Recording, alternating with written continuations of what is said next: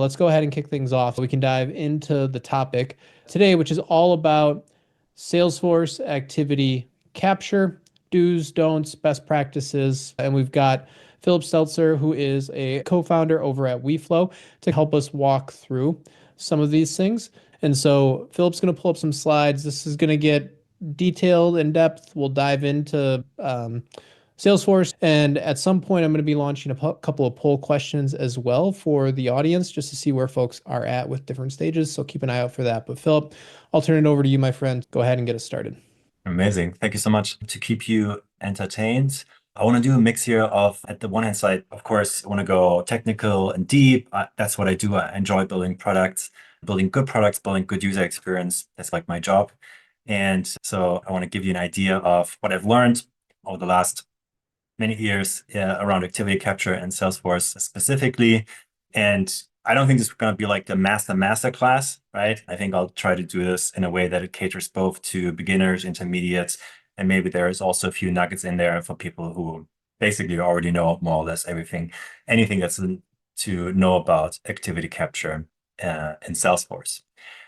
Bit about myself. Yeah, I live in Germany, Mannheim, just southern of Frankfurt. You don't have to know about it. It's very industrial, but also beautiful landscape around it if you leave the city. Got a background in economics. I spent 8 years more or less in B2C. I actually worked in gaming, which was pretty exciting. Did a lot of data analytics there. Because gaming was very early with like heavy A/B testing, Bayesian statistics, and things like this. So this was a big part of my career, also moving into product management there. And then the other 8 years of my professional life, I spent in B2B, working in remote software, video conferencing, telephony, those things, as well as also Salesforce and connected services there. I am a Salesforce fan. I'm not sure if there's something one can publicly say anymore nowadays. There's a lot of love for other CRMs out there, and for good reason, right? I don't want to start like a beef now against any other CRM, but I am a fan of Salesforce. I think it's a great ecosystem because of all the customization you can do. But all that customization can also be the downfall of any good Salesforce setup, always to be taken carefully and with a grain of salt. So yeah, that's enough about me. Maybe one more thing to mention. I'm a co-founder at Weflow. I'm responsible for product and development here. And there's also my email address. So if you want to shoot me an email afterwards, feel free to do that. So Weflow, we also have our own activity capture solution. And I'll present everything without a bias, hopefully. Yeah. But I'll point to Weflow here and there, but I will not make this a sales pitch. But I think just in this, for the sake of transparency, I want to mention this. But hopefully this is also why I'm competent to talk about it, because I spend a lot of time looking at other solutions, building our own solution, a lot of time in the details, onboarding customers, hearing about their problems. So this is really what I do more or less 8 to 10 hours a day. So hopefully I know enough to also tell you a few interesting things. Okay, before we start, just curious, who here is actually using Salesforce currently as their main CRM? Yeah, I just launched a poll. Everybody should be able to see. All right, this is interesting. So, Philipp, I'll close this out in a little bit. We'll give folks a chance. I'm curious because I want to hear your guess. So, this was marketed as a Salesforce activity capture event, Yeah, right? So, I guess how many non-Salesforce folks do you think we have? I don't know the total number, but I would say maybe Like percentage? 40%. 40%. Zero. Oh, wow. Okay. Zero. Everybody here is a Salesforce user. So maybe actually we Amazing. should have asked the question of how many of you love Salesforce as much as Philip does. Throw Yeah. that. We don't have a poll for that. Maybe throw that in the chat though. How much you on a scale of 1 to 10, how much you love the current CRM that you have. But go ahead, Philip. Yeah, just one more question, actually. Just curious, who is using Einstein Activity Capture at the moment? Let's Just helps see. me Get that to launched. get Yep. an idea of where you are right now.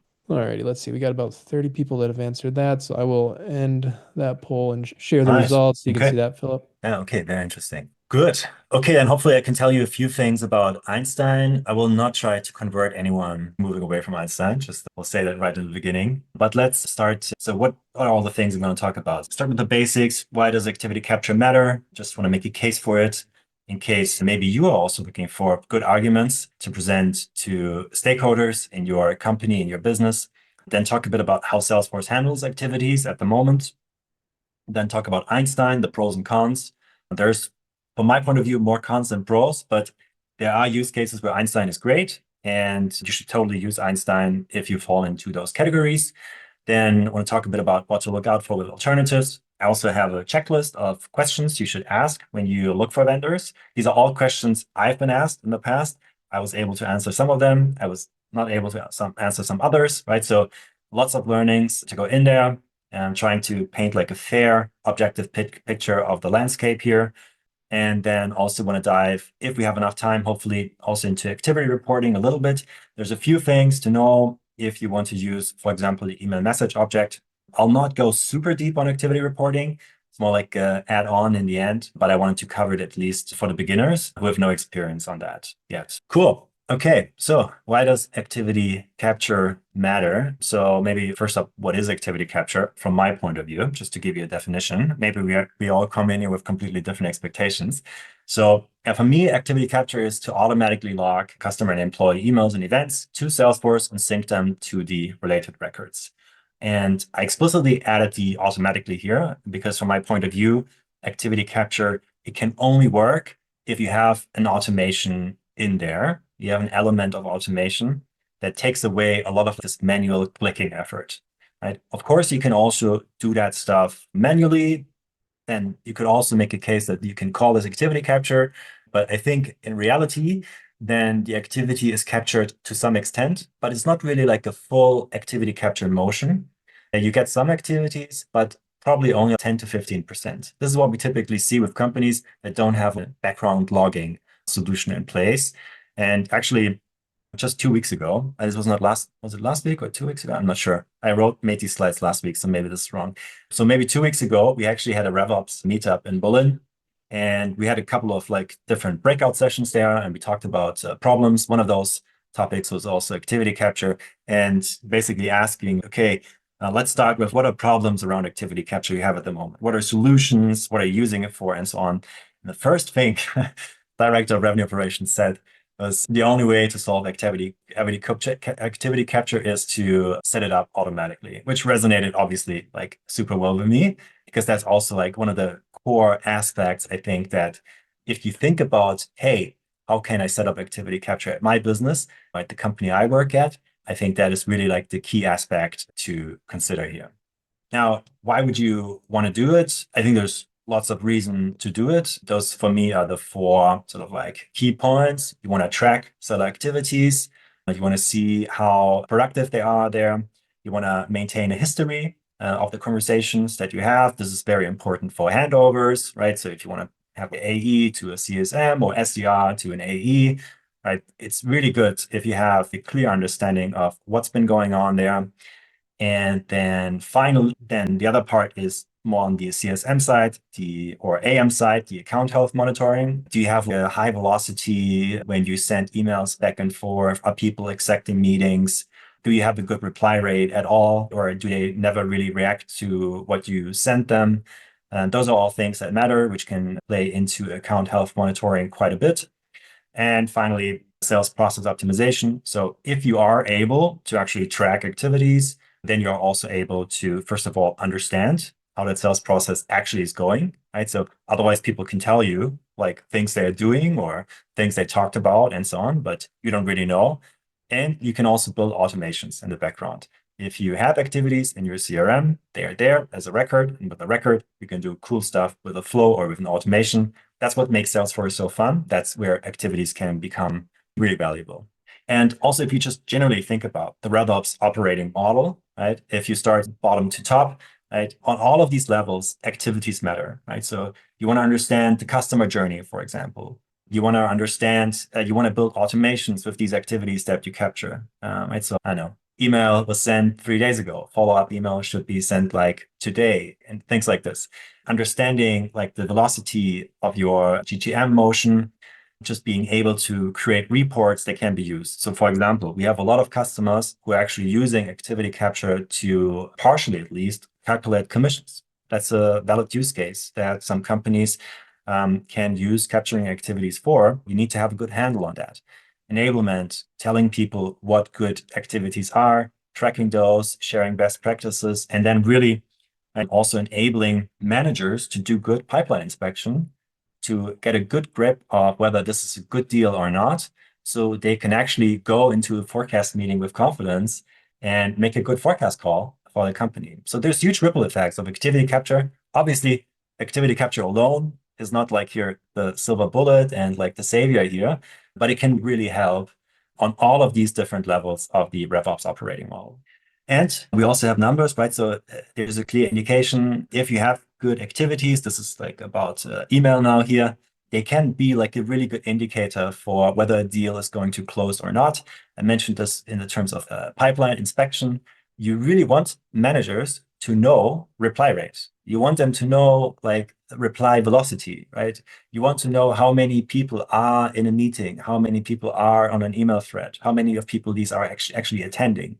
All of these metrics, they matter a lot because they tell you whether the deal is moving in the right direction or not. And obviously, these numbers will vary, right? Take them with a grain of salt. They will be different for different industries and businesses.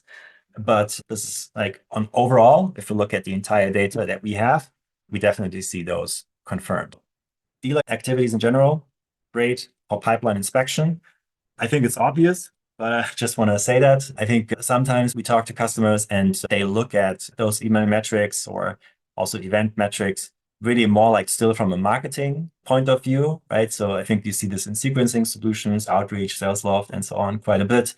You get all these reports. Oh, my email was opened 50 times or something like this. Somebody looked at the email 50 times, or they looked at my email yesterday. This is a good indicator. They are still interested or something like this. Probably not. Tracking these opens and clicks rarely tells you something. At least that's what we can see in our data. Worst case, it just reduces the deliverability. I think this is more the reality that we arrived at. So it's about looking at other metrics, average time to reply, number of incoming emails, number of outgoing emails, time since last email, reply rate, multi-threading, things that I mentioned before. So don't get stuck on these past metrics that are used in marketing. I don't want to completely dismiss them. Obviously, it's good to know whether someone opened the email at all, but does it tell you anything about the deal velocity? Absolutely not. Just to give you an example of what I mean with this, and here I'm going to use Weflow. You can do all of this in Salesforce. It's just a bit harder to do. So just want to give you an idea what I mean. So this is the Weflow interface, and I'm just looking at my entire pipeline. And basically what we do is we take the data from your Salesforce, we stream it into our own UI, into our own web application. And then here you have this spreadsheet-like experience where you can look at all your deals. Here I have them grouped by the different owners.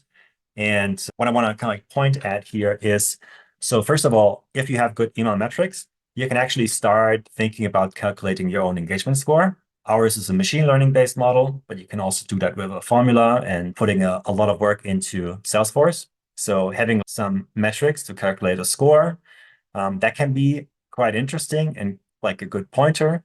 But then there's also other things like just general count of activities. When was the last email sent? What's the reply rate, right? And so just these three examples, I think they can be extremely powerful. Or another thing you could add here is like last email, next meeting.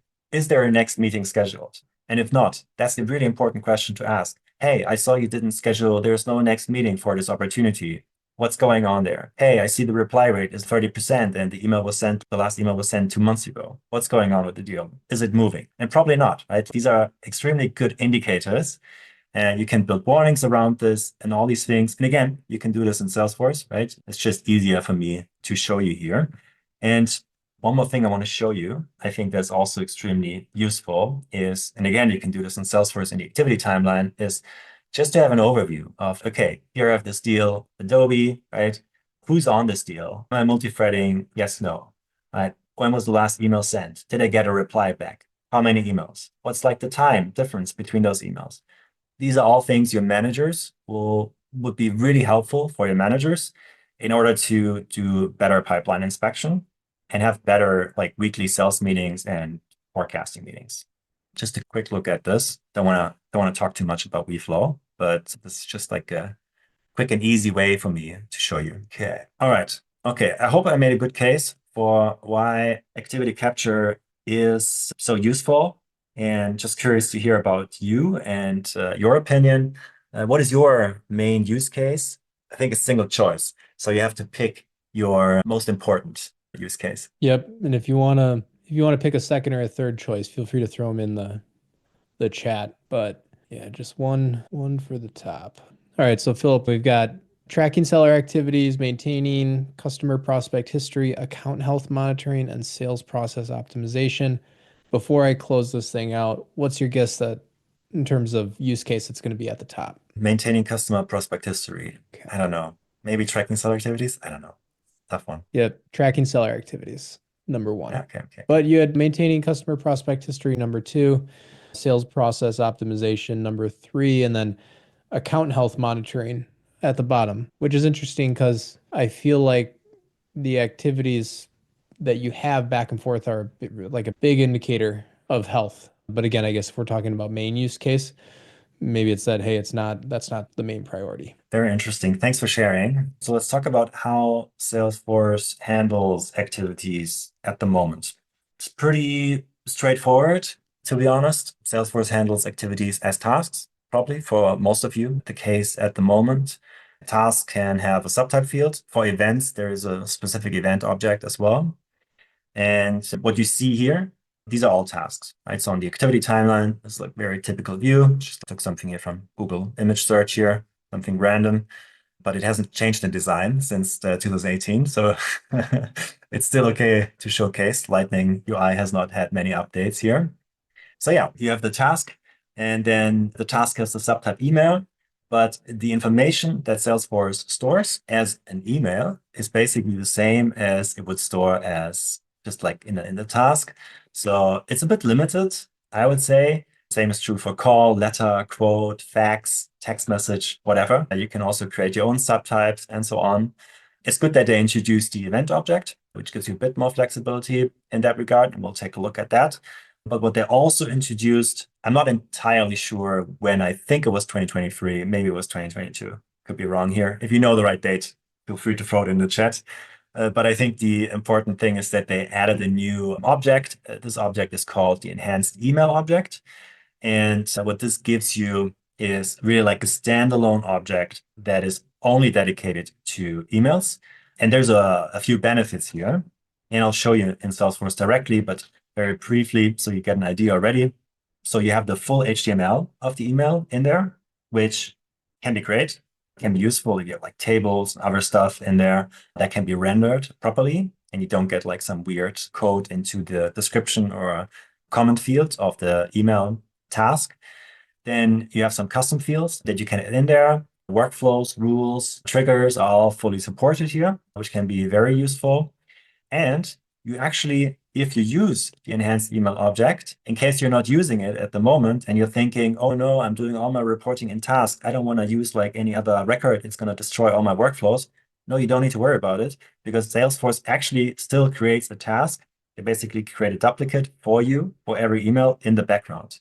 So they create the email message, and then they also create a task. So you can still use the task for reporting purposes, but you also have this nice email message view then in the activity timeline, which is just, when you see the screenshot here, it's just a bit nicer to look at, and has a bit more information. Now, what this also means is there are still a few companies out there that use custom email objects. This is something I would heavily recommend you don't do. This is a trap that some companies fall into when they start building out their Salesforce CRM. Custom email objects are a pain to manage as soon as you want to start using some other solution for logging, right? So it will not work with Einstein. It will not work with most there are a few who support them, but very few. And it just will create a lot of pain and issues when you do migration. Let's say you go through an M&A or something like this. You buy a company, you get bought by another company, right? Salesforce systems get merged together. You have to do a migration. Forget it, right? The custom email object, it will be a pain, and it will be a pain forever. So if you have a chance to not do it, don't do it. If you already have to live with it, I'm sorry, it's terrible, but there are solutions that help you sync back like the last 12 months of data, right? So you can make a switch to a more modern object. Okay, let's take a look in Salesforce directly, right? Don't want to be too abstract here. So first up, as with all things in Salesforce, If you want to use the enhanced email object that I just talked about, so the enhanced email here, you actually have to go to your setup first, right? So you go to this little setting icon, you click on setup, and then here in the quick search, type in enhanced email. And then if you see that, I already enabled it, you will have this little screen, and here you can enable it. Now, Salesforce will tell you emails are no longer stored as tasks, but that's a lie. Salesforce is basically just lying to you. I don't Just know one why.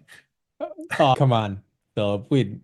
It's just one of the many things that they either tell us or don't tell us, right? That doesn't necessarily align with the truth. Yeah, I don't want to actually, it's fine. Maybe I'm too harsh, right? They're not lying. No, you They're said before you love Salesforce. we If do anything, this is just what, tough love. tough love. It's tough love. Yeah. Exactly, exactly. I think they're tweaking the truth a little bit. So they're still stored a task. Don't worry about it. And I'll show you. Here we have an email, right? The email is called follow up. And if I now search here, you will see that I actually have, this is maybe not the best example, it was better before. I actually have the exact same email also as a task. Yeah. So a Salesforce will not show you this task that they created as a duplicate of the enhanced email on the activity timeline. You'll only see the enhanced email message as soon as you activate this object. But if you go and you search for it, you will find it here in the tasks and you will be able to report on it. Okay. So nothing gets lost. And here we can see one of those examples of the email message in real life. So you can see here the HTML. You can here quickly see the relationship to other objects. You see the relationship to the sender and the recipient. So typically the user and one or multiple contacts or leads. The nice thing is here attachments are automatically surfaced. There's no special page layout that you need to create, right? It's just going to be there and it's just going to work. And you also get a couple of other useful information in here, which you do not get in the task. So because in the email message object, what you have is you also have a from, and you have a to, and you have a CC and a BCC. And as soon as you have a from and a to, what's great with that is you can actually understand how many outgoing emails do I have, how many incoming emails do I have, what is the reply rate, who is sending this, who is receiving this, and all these things. There are some workarounds on the tasks that you can also do to achieve this, but it's a lot harder and it's not always possible because a lot of the information is actually pasted into the comment field of the task, and that is not so easy to query because it's a long description field. That's an important detail. It's a great benefit of the enhanced email message object. And you also have the HTML here. So it's just all a bit more readable, right? So if I take this example and I look at, which one was it? Right, okay. Right, so it's just going to be a bit more limited, right? So you have the to, CC, BCC, and so on. You have it in here. The attachment is not properly logged, and so on. Yeah, so it's not great. It's not good to look at. And for attachments, you actually need to enable like a proper flow to even properly track that to the task. So if you have a chance, excuse me, to enable the enhanced email message object, I heavily recommend it. You're not going to suffer from it. Try it out in the sandbox environment first. Obviously, always good to use a sandbox, but it really is a great object to work with, and it will make it easier. Maybe not for you, yeah, because you are good maybe at reporting and building all these automations and so on already, but it will make it easier for the people who use Salesforce, like the sellers and the managers. All right. There's one question here. Does this work with emails imported from Outreach? I just want to address that. I think Outreach is now supporting the enhanced email message object. Something to double check with them directly. I think it's a setting you need to change. We're not an Outreach user. I can't verify that for you, but I think they enabled this. It's something in the settings that you can adjust. Historically, most solutions at the moment, Groove and so on, they use the task object. So the task object is still very popular. I think it's more like a legacy issue at the moment, and companies are like step by step moving over to the email message. Now, the other object I want to talk about is the event object. So this is essentially also still a task, but Salesforce also updated the UI here a bit. So you get this nice meeting digest. You have a couple of extra fields. So for example, the event subtype is in here and so on. This is good, right? So if you use the event object, great, continue using it. There's no problem with that, right?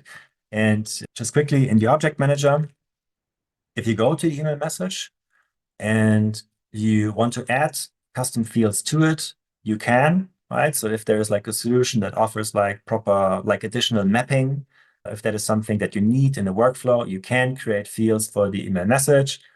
Pretty free, actually. It's pretty good. You can do a lot of interesting stuff there. And this is a bit different for the event object. So the event object is less flexible in that regard. You cannot so easily create new fields here. There is a way to do that with some junction objects, but I think it's not really necessary, to be honest. I wouldn't do it. You can think about it. If you have questions on this, happy to do that like separately. But yeah, the event object doesn't give you that much customization, but I think it's not really a problem. So now you've seen it, now you know how to enable it. I like the benefits of the email message object. I talked so long about it because from talking to customers, we learned that most people don't know about it, which is crazy to me. So I want to make sure everyone is aware that this exists. Okay, one more question. Who is already using the email message object here? You want to know my guess now? Who's in the Matt? know? Yeah. 95%. Are using the email message object? No, not using the email message object. When did you say this that you think it came out? 2023? I think 2023. It's so Yeah. hard to check this stuff with Salesforce sometimes. Yeah, they don't make it easy. All right, so you said 95%, you think, Maybe I'm too or pessimistic. I not? don't know. So most, about 25% are using the email message objects, but about 75% are still using task. All right. Yeah, fair enough. Fair enough. Yeah. One more Oh, and thing. actually, Chris, you mentioned, because we had a question about outreach before, and actually I was going to ask, but you mentioned Chris brought up the fact that they have it turned on, but Apollo, again, their Right. outreach vendor, right, doesn't write into it. It just does tasks. So it sounds like most vendors' products in that space, right, still rely on task in order to do their thing. Is that right, Philip? Yeah. Yeah, for sure. I would say a majority of companies still writes into the task object. So for us, for example, we offer both. You can choose because, and this is the last thing I'm going to say about the email message object, and I'm going to stop talking about it, is it does require a lot more space, right? So I mentioned it creates this duplicate task. So there is a downside to it. The way that we solve this is we just basically our take on the email message object is it's great for the user in Salesforce. What we do is after 18 months, we just have an automation that deletes it, but we keep the task. So we continuously clear the email message object from the storage just to make sure it doesn't create issues. But the task we keep for a longer data retention period because that's something you might want to report on for a longer time. Okay, cool. Yeah, let's move on. Einstein Activity Capture and the alternatives. All right, I'll try to become not too controversial here. And so I mean, you I want to already start said with that you love Salesforce, so you started this thing yes, being I know. controversial. Controversial in a positive way. Constructive criticism. It's all constructive criticism that I'm doing here. I said in the beginning, I don't want to sway anyone away from Einstein, but I think it's great. Up to free with up to 100 licenses. It's a good way to get started. It's relatively easy to set up. If you're curious if anyone has problems with setting it up, I'd be curious to hear what issues you encountered and maybe also quickly talk about that. But I would say overall, it's pretty straightforward. A few downsides, and I stopped listing downsides at some point. Didn't want to make it too long to list. Let's start with the pros. I think what's great is easy to set up. It just starts tracking everything automatically, and it does it. And that's the important piece, right? It does it automatically.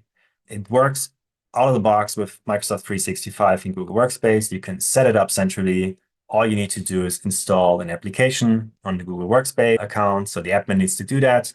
You assign a permission set to the users where you want Einstein to work.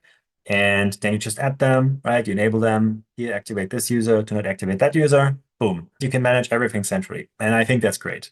You don't need to rely on like a sales rep installing some like Salesforce, like Chrome extension or Outlook add-in, right? Which probably in many cases will not yield the results that you're actually looking for, but it just does everything in the backend. It's for free.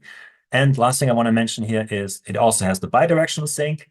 This is something that I only learned this year, which was surprising to me, but a lot of people use the calendar scheduling in Salesforce, surprisingly many people. So there it's great that you have this bidirectional sync between Salesforce and Microsoft or Google Workspace, where you can either use the calendar in Google or Microsoft, or use the calendar in Salesforce. Both works, right? Whatever the seller, whatever the rep prefers. So good stuff, right? And if this is good for you, use Einstein, great. I'm not trying to tell you anything different. Now, if you're looking for a few other things that you want to do with the activity reporting, is you can actually, you get a few things out of the box, like for example, pre-built dashboards, but you cannot customize these dashboards, like at least not really. You cannot build proper reporting. You cannot use the activities that are tracked via Einstein to build automations and flows. There is no support for email aliases. So if you're a company that maybe went through different email aliases over the times, right? Maybe you started with one name and then did a merger or whatever, something changed there. That's, to my knowledge, not supported. There's no plugin or add-in that you can add in order to have more manual controls. Data storage is limited. I'm saying 24 months here. I've heard different things from different people. I think reality is we don't know. It could also be that they retain it for more than 24 months, but they just tell you that, hey, here's a limit, and they have that for legal reasons. But actually, they are more generous with this. That wouldn't surprise me. Salesforce is like that, which is a good thing. There's no option to migrate most of the data because it's not actually stored in Salesforce on the Salesforce core server. And there is often a challenge with logging to opportunities. This very often doesn't work. I don't know why exactly. This is not something I looked deeper into. It's more something that you constantly hear. So if you search Einstein Activity Capture, basically the first results on Google will be a lot of Reddit threads where people complain about opportunity logging. And one question from Greg. So he mentioned that it's good for the event task and contact syncs, but challenged in email for all the reasons you mentioned. So what do you think of using it for these syncs, but turning it off for email and having the team do email to SFDC, BCC? Definitely is a way, as an option to use Einstein. Yeah, I would agree. It's a good idea. Also agree that it's good for the context syncing. I think that works really well because yeah, I think Salesforce has here like a huge benefit, and that is they can just do a lot of like more complicated queries without eating into your API call limit, which all the other solutions, including us, have to do, right? So this is a great benefit when you use Einstein. It doesn't eat into your API, so they can do a couple of cool things there. On the BCC side, I think this is a valid solution, particularly if you are in Outlook, I think, on Microsoft. Then this is probably like the best approach there, particularly on the desktop clients, because there are some limitations with what you can do with tracking pixels. However, I think this requires you then to have your sellers really set it up. I'm not sure, Craig, if you have like an automation that you're using for this or like some rule that you can configure. But if it's via the Salesforce add-in, then I think the only problem I would have with this approach is that it will lead to many people just not doing these 2 extra clicks that are required to log that email, right? So you're losing out on email activities. And then you're trying to change seller behavior is always, then you're in this change management motion where I mean, RevOps is there, but I think it shouldn't be the key job of RevOps to do change management. I don't want to start a philosophical discussion about this now, but yeah, if I can avoid change management, I avoid change management for sure. Okay, yeah, you get dashboard, right? That's cool. It's not the worst dashboard in the world. Is it the dashboard you need? Probably not. I would say there's a few things you can improve. There's a few things that are interesting, but yeah, again, customization is limited. If you want to do proper customization with Einstein, you need to pay for it. And I think the big question then is, why is all this the case? This is like the latest chart. I actually had a different chart here last week, but Salesforce, I read through the latest documentation earlier this week, and they updated some of it here. What Salesforce is doing now, previously it was on some AWS S3 buckets where they stored the emails. And I think this will still be the case for you if you are currently using Einstein. Essentially, they take the emails, they have this capturing solution, they put it on Amazon S3, and then from S3, they put it into Einstein, they stream it to an Einstein server, and then from the Einstein server, sorry, they mirror it via Lightning UI into your Salesforce. This is how they make these emails then visible. This has changed a little bit. So now it's stored in these Hyperforce servers from Einstein. I assume it's the same thing, right? But they added like the new Hyperforce branding to everything. So faster, more reliable, right? More, easier to work with and set up. But at its core, it's the same thing. The records are stored, so pushed or pulled from the user email service or meeting service or whatever to the Hyperforce service. There's like a database and then an object storage. And then via these Einstein analytics servers, it's then made available in your CRM. It's good, but this basically, and it's fast and it works. But the problem here is the reporting functionality, right? Because those records are not properly stored in your core Salesforce server. This is the problem then with data migration. This is the problem with the reporting piece on it. And this is what makes working with Einstein challenging, unless you pay for it, unless you are anyway like an unlimited and licensed user, right? I think then maybe you don't have these problems. But for everyone else, it's a pricey, or it can be a pricey solution. Two questions for you, Philip.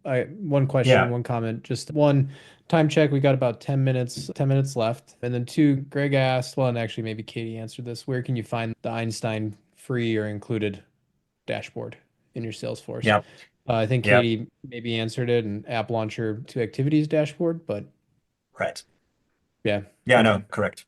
Yeah, exactly. You enable it in the settings. You can do it in the app launcher. And the alternative way is you go to setup and then you search for Einstein, and then in the settings of Einstein, in one of the tabs, there is enable activity dashboard, and then it will pop up. Yeah. Okay. Alternatives, right? Alternatives to Einstein. So just 4 principles, right? And this is, again, not trying to push Weflow here, but just 4 principles I want to really emphasize on. Always run a pilot.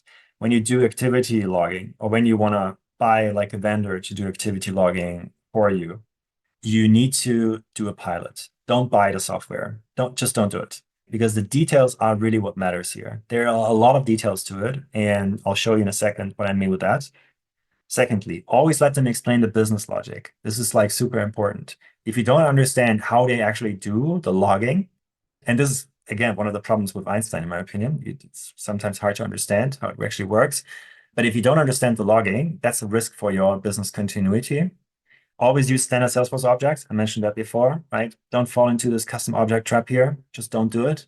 And always have a solution that on the one hand side gives you an automation that just runs in the background, and on the other hand gives you manual controls to fine tune the logging behavior. That is extremely important. If you have managers, if you have executives who also should log emails, but where you want to have this granular control to make it easy for them to exclude confidential information. On the details, right? So there's a lot of questions that you should ask. And what we did here in advance is basically, first of all, we created a spreadsheet that just shows you different vendors. Look, I don't want to sign up for all of these solutions and then pretend we're not a competitor to them and then map this out. So there's some question marks here where we couldn't see it in the publicly available documentation. So just trying to be fair here. This is something that you need to check yourself. Also, feel free to let me know. I'm happy to update this. But it gives you a good overview of like different solutions that I would say are leading in the market. And here is a list of questions you should ask. In the first or second meeting, always have a deep dive meeting with vendors on activity capture. It's just like better to avoid a lot of pain further down the road. And there are questions where Weflow would have to say no, or maybe it would not be the perfect answer. So some of these questions are tough for us. But I think as RevOps people, it's important to ask these questions. So again, if you have suggestions that I should add here, definitely let me know. Always curious to improve and add to it. Here's a QR code. I think we'll share this afterwards as well. But if you already want to have access, you can use a QR code if that's something that you do. Okay. All right. Let's see. Okay. A few more things. I don't think we can do the reporting part in the end. Maybe we'll do a follow-up just on reporting. And that's like its whole own topic. But a few things I want to, just also make you aware of. So how do most logging solutions work? So think about your CRM as like a graph, right? And you have all these different nodes, and those nodes are different CRM records. And you have strong ties and you have weak ties, right? So in this whole graph model, like there are like loose connections and there are like super tight connections that like are super explicit in their meaning and purpose. So strong tie examples would be the email address, lookup fields, master detail fields, right? Like clear understanding of relationships between records. The URL of the company. Maybe you have multiple of these fields, so it's important to keep those up to date. Opportunity contact role.